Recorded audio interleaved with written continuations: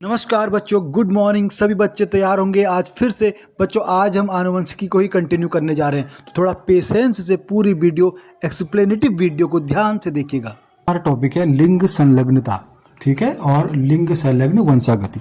लिंग संलग्नता, अब जैसे नाम से स्पष्ट हो रहा है, लिंग संलग्नता मतलब लिंग वाले गुणसूत्र के साथ जुड़ी हुई कोई चीज। लिंग वाले गुणसूत्र के साथ जब कोई जीन जुड़ जाता है, जो जीन कोई फिनोटाइप कैरेक्टर दिखा रहा होगा, तो लिंग का तो निर्धारण कर ही रहा है। ये तो हमें पता है, एक्स वाई से मेल, एक्स एक्स से फीमेल होता है, और ये सेक्स क्रोमोसोम पर वो जीन होता है। लेकिन उसके अलावा कहीं कुछ स्थान पर सेक्स क्रोमोसोम में वो जीन पाया जाता है जो अन्य काम भी करते हैं। तो अगर वो जीन पास ही हैं, दो जीन अगर पास ही हैं, वो जब क्रॉसिंग ओवर होगा तो क्रॉसिंग ओवर के समय वो दोनों के दो जीन एक साथ इनहेरिट हो जाते हैं। इसे हम बोलते हैं लिंग सहलग्नता, यानी लिंग के साथ जुड़े हुए, और ये एक्स क्रोमोसोम के साथ जुड़े हुए हैं, अतः हम इसे लिंग सहलग्नता कहते हैं। आई बात समझ। तो लिंग सहलग्नता मतलब तो वो दोनों कैरेक्टर एक साथ जाएंगे आने वाली पीढ़ी में। जो नई पीढ़ी होगी उसमें दोनों कैरेक्टर एक साथ शो होंगे, जो कि हमारे एक्स क्रोमोसोम में उपस्थित जीन है। बस इतना समझ लीजिए यहाँ पर। तो अब लिंग संलग्नता से संबंधित जो हमारी डिजीज हैं वो है हमारी वर्णांधता और हीमोफीलिया। तो वर्णांधता में तो सबको पता ही है कि यहाँ पर हरे रंग ही कर पाएगा, लाल या हरे रंग कैसा उसे नहीं दिख पाएगा, पहचान नहीं पाएगा लाल रंग है या हरा रंग। हीमोफीलिया भी सेक्स लिंक्ड इनहेरिटेंस है, ठीक है। तो ये क्या है, हमारे मेंडलीय विकार के अंदर है, क्योंकि मेंडल के अनुसार ही हो रहे हैं, क्योंकि मेंडल के उनको कारक कहा था जीनों को, और वो जीन ही गुणों को निर्धारित कर रहे थे। तो यहाँ भी ये जो रोग को निर्धारित करेंगे, कौन निर्धारित करेंगे, वो गुण जीन निर्धारित करेंगे, और वो जीन हमेशा सेक्स क्रोमोसोम के साथ जुड़े रहते हैं, अतः इसे लिंग सहलग्नता कहते हैं। अब वर्णांधता तो समझ में आ गई। दूसरा है हीमोफीलिया। हीमोफीलिया में क्या होता है, सामान्यतः व्यक्ति में अगर एक बार कहीं पर कोई कट लग गया तो ब्लड उसका फ्लो होते रहेगा, उसका रक्त रुधिर का स्राव होते रहेगा, वो रुधिर उसका रुकेगा नहीं, जमेगा नहीं। तो इसे हम बोलते हैं हीमोफीलिया। तो ये भी किससे रिलेटेड डिजीज है हमारी, ये भी हमारी सेक्स क्रोमोसोम से रिलेटेड डिजीज है, जिसे हम लिंग संलग्न डिजीज कहते हैं। और ये क्या होता है, प्रोटीन 8th और 9th नंबर की प्रोटीन में उत्परिवर्तन के कारण ये होता है।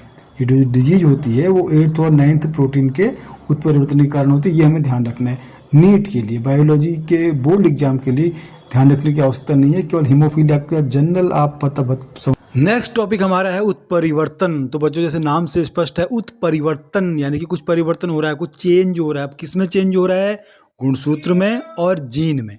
तो उत्परिवर्तन भी इसी के अनुसार दो प्रकार का होता है, गुणसूत्र या जीन में। तो गुणसूत्र या जीन में होने वाले अचानक परिवर्तन को, अचानक यानी कि एकदम से परिवर्तन को उत्परिवर्तन कहते हैं। तो पहला है हमारा क्या है, संख्यात्मक गुणसूत्रीय परिवर्तन। गुणसूत्र की संख्या से जो परिवर्तन होता है उसे क्या कहेंगे, संख्यात्मक उत्परिवर्तन। ये हमारे बोर्ड एग्जाम में भी इसके क्वेश्चन आता है कि संख्यात्मक उत्परिवर्तन से कौन कौन सी डिजीज होते हैं, और ये हमारे नीट वगैरह में भी काम आता है। ये हम आगे पढ़ेंगे इसको, आगे ही इसका जो नेक्स्ट टॉपिक है, कौन कौन से विकार हैं, कौन कौन से डिजीज हैं, वो अभी हम अलग से इसकी स्टडी करेंगे। तो अभी हम मोटा मोटी समझ लेते हैं कि गुणसूत्रीय उत्परिवर्तन और जीन उत्परिवर्तन। उत्परिवर्तन दो प्रकार का होता है, एक तो क्रोमोजोमल, दूसरा जीन म्यूटेशन। तो क्रोमोजोम की संख्या में परिवर्तन हो सकता है। अब संख्या, जैसे हम मनुष्य हैं, तो मनुष्य में कितने क्रोमोजोम पाए जाते हैं, 46 क्रोमोजोम नहीं पाए जाते हैं, ये क्रोमेटिड कहलाते हैं। वैसे 46 क्रोमोजोम, नंबर ऑफ क्रोमोजोम हमारे पेयर में होते हैं, वो 23 पेयर ऑफ क्रोमोजोम, यानी 46 हमारे क्रोमेटिड। अब 23 पेयर ऑफ क्रोमोजोम में भी एक हमारा सेक्स क्रोमोजोम होता है, राइट। तो कुल मिला के 22+1 का हम इसे कहेंगे, 22+1 सेक्स, और 22 हमारे ऑटोसोम से कहलाते हैं। तो अब जो ये क्रोमोजोम पाए जा रहे हैं, इनकी संख्या में परिवर्तन हो सकता है, यानी कि जैसे कितने 46 हैं, तो 46 से 47 भी हो सकते हैं, 45 भी हो सकते हैं, कम भी हो सकते हैं, अधिक भी हो सकते हैं, राइट। तो इसे हम बोल देंगे गुणसूत्र का संख्यात्मक परिवर्तन। दूसरा है गुणसूत्र की संरचना में परिवर्तन। अब संरचना में कैसे परिवर्तन होगा, गुणसूत्र का कोई एक हिस्सा टूट गया, वो टूट के दूसरी जगह जुड़ गया, ठीक है, या कोई गुणसूत्र का हिस्सा उल्टा हो गया, रिवर्स हो गया, टूट करके रिवर्स हो करके उसी गुणसूत्र के साथ जुड़ गया, या किसी दूसरे गुणसूत्र के साथ जुड़ गया। तो इस तरह से संरचना में भी उसके परिवर्तन हो सकता है, जिससे क्या होते हैं, हमारे चेंजेज आते हैं, यानी वेरिएशंस होते हैं। यही विकास का कारण भी बना था, यही जातियों की उत्पत्ति का कारण भी बना था। ये आप आगे सीखोगे इन सारी चीज़ों को। तो नेक्स्ट उस हमारा आता है जीन उत्परिवर्तन। अब जीन उत्परिवर्तन समझ में आएगा। जीन परिवर्तन का मतलब पॉइंट म्यूटेशन भी इसे बोलते हैं। पॉइंट म्यूटेशन है, जीन म्यूटेशन एक ही चीज है। तो जीन उत्परिवर्तन क्या है? जीन में जो परिवर्तन आएगा। अब जीन किसका बना होता है? कोई भी जीन मैंने आपको बता रखा है। तो कोई भी जीन हमारा बेस पेयर से मिलकर बना होगा, प्यूरिन और pyrimidine base pair plus sugar plus phosphate. तो शुगर और फॉस्फेट की गणना हम नहीं करेंगे उत्परिवर्तन में। उत्परिवर्तन किस लेवल पर होता है? केवल और केवल बेस के लेवल पर, जो उसमें प्यूरिन और पिरिमिडीन बेस है। तो उनका रिप्लेसमेंट हो जाए, एक का रिप्लेसमेंट किसी दूसरे के द्वारा हो जाए, प्यूरिन का पिरिमिडीन के द्वारा हो जाए, या प्यूरिन का प्यूरिन के द्वारा ही रिप्लेसमेंट हो जाए, तो इस तरह से ये हमारा क्या कहलाएगा? जीन म्यूटेशन कहलाएगा। यानी कि जीन में जो भी परिवर्तन आएगा उसे हम क्या बोल देंगे? जीन म्यूटेशन या जीन उत्परिवर्तन। तो समझ में आ गया होगा। जीन उत्परिवर्तन क्या है? जीन के क्षार में होने वाले परिवर्तन के कारण जो उत्परिवर्तन होता है उसे हम क्या कहते हैं? जीन उत्परिवर्तन कहते हैं। तो इनसे भी कुछ डिजीज होती हैं जो हमारे कोर्स में भी हैं और नीट में भी हेल्पफुल हैं। वो हम आगे इसी के अगले टॉपिक में, इसी वीडियो में पढ़ेंगे। इसमें ब्लड से रिलेटेड डिजीज हो जाती है जिसे सिकल सेल एनीमिया कहते हैं। चलिए, ये जीन उत्परिवर्तन के कारण होता है। चलिए नेक्स्ट देखते हैं गुणसूत्रीय विकार। क्रोमोजोमल भी म्यूटेशन हुआ है। क्रोमोजोम गुणसूत्रीय उत्परिवर्तन अभी हमने पढ़ा था थोड़ी देर पहले। तो गुणसूत्रीय विकार कौन कौन से होते हैं मनुष्य में? मैंने बताया था। तो उसकी संख्या में कमी हो जाएगी या वृद्धि हो जाएगी? तो पहला हमारा है Turner down syndrome, Turner syndrome और क्लाइनफिल्टर सिंड्रोम। ये तीन हमको इसमें पढ़ने हैं। पहला हमारा डाउन सिंड्रोम, जब 21वीं जोड़ी गुणसूत्र 2 के बजाय 3 हो जाता है। अब 21वीं जोड़ी के पेयर में होते हैं, हम समझ चुके हैं। तो अगर पेयर में है, पेयर में होंगे तो 2 होंगे, तो एक और अगर इसमें कहीं से जुड़ जाए। कैसे जुड़ता है? ये जब मियोसिस होती है या कोई एग बनता है, एग में जब डिवीजन होता है, डिवीजन के समय जब मियोसिस होती है उस समय एक क्रोमोजोम चिपका रह जाता है एक के साथ, क्योंकि हमेशा अर्धसूत्री विभाजन में क्रोमोजोम की संख्या आधी रह जाती है। लेकिन कहीं कहीं पर क्या होता है, आधी वो अलग अलग कोशिका में जाकर के एक ही कोशिका में रह जाती है। तो जिससे क्या हो जाता है? क्रोमोजोम की संख्या में वृद्धि या कमी आ जाती है। ठीक है, इतना डीप जाना अभी हमारे एनसीईआरटी के स्तर का या नीट के स्तर का नहीं है। तो अभी हमें केवल यहाँ पर ये समझना है कि डाउन सिंड्रोम जो होता है 21वीं जोड़ी गुणसूत्र के कारण हो जाता है। अतः इसे डाउन सिंड्रोम या विकार यानी मेंडल के डिजीज, और उसके अलावा थैलेसीमिया। तो अब ये किस तरह से 2 के 3 होते हैं या 21वीं जोड़ी के 2 के 3 होकर के कुल संख्या कितनी हो जाएगी? 47 हो जाएगी। क्योंकि जनरली 46 होती है, 23 का दूना 46 क्रोमेटिड पाए जाते हैं हमारे मनुष्य शरीर में। तो अब 21वीं के अगर 3 हो गए तो 46 की जगह पर कितने हो जाएंगे? 47 हो जाएंगे।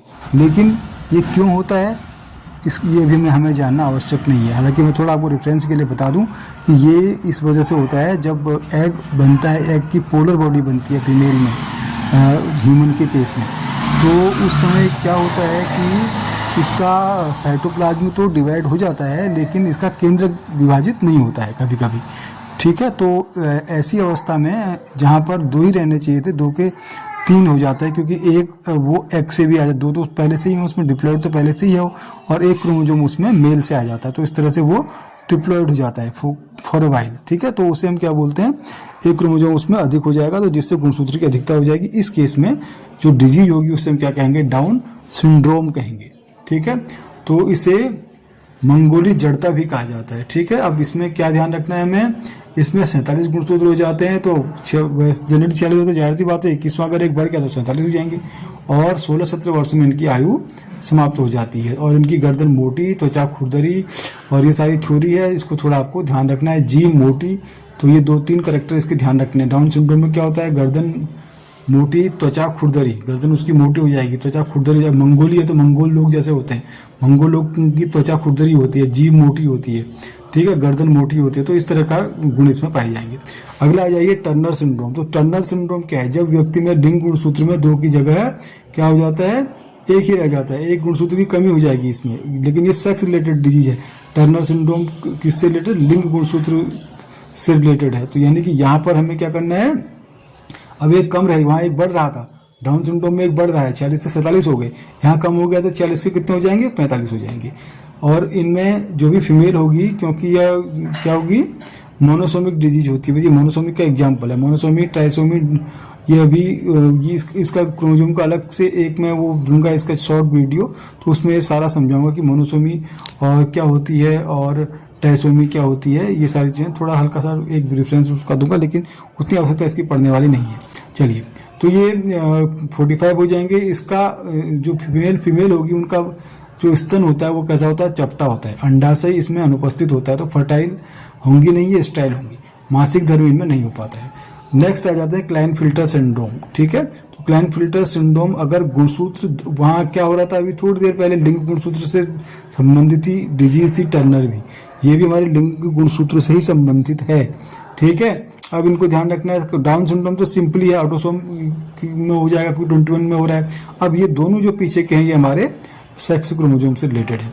किसी व्यक्ति के लिंग गुणसूत्र में 2 के बजाय अगर 3 हो जाएंगे यहाँ पर, तो XX के साथ अगर एक Y, तो इस तरह से ये क्या हो जाएगा, हमारा क्लाइनफिल्टर सिंड्रोम हो जाएगा। ठीक है, तो अब ये मेल से रिलेटेड डिजीज है क्योंकि XX Y हो जा रहा है यहाँ पर। ठीक है, तो यहाँ पर शुक्राणु नहीं बनेंगे और ये नर क्या होंगे, नपुंसक होंगे। तो ये 2 पॉइंट हमें याद रखना है। क्लाइनफिल्टर सिंड्रोम में मेल से रिलेटेड डिजीज है और इसमें नर जो होते हैं वो क्या होते हैं, स्ट्राइल होते हैं, वो फर्टाइल नहीं हो पाते हैं। ठीक है, और टर्नर सिंड्रोम में फीमेल स्ट्राइल होगी, जबकि क्लाइनफिल्टर सिंड्रोम में मेल स्ट्राइल होंगे। थैलेसीमिया में व्यक्ति में हीमोग्लोबिन की मात्रा कम रहती है और शरीर दुर्बल हो जाता है और हमेशा किसी न किसी रोग से ग्रसित रहता है। सामान्य व्यक्ति में आरबीसी का जीवन काल 120 दिन का होता है, पर जिसको थैलेसीमिया हो जाएगा उसमें आरबीसी का जीवन काल केवल 20 दिन का ही होगा। तो रक्त में आरबीसी कोशिकाएं नहीं बन पाएंगी, जिससे रक्त अल्पता का भय रहता है।